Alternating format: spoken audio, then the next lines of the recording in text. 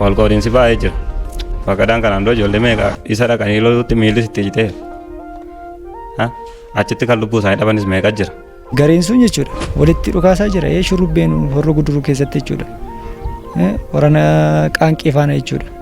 Wanti kana ofumarraa lakkisee jaalaticha.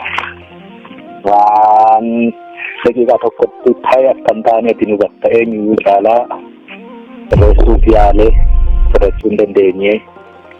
Waan miilan iddoo tokkotti waa walitti jennee immoo qajeelfanna jennes ufuu hedduu isa mudatee olola hedduu qabaatee hin dandeenyedha. Akkanan tokkotti immoo akkanan tokkotti silaa waliin miseensuma qaama kanaa ta'ee deemaa ta'e iyyuu namni tokko yakka dalaga yoo ta'e yakka irratti isa deeggaruu dhiisuu qofaa miti waliin immoo yakka dalaguunis isaanuma yakkuma waan ta'eef amma nama yakka dalagu qajeelchuu dadhabee immoo yakka isaa keessas waliin miseensa ta'ee hin taa'u no.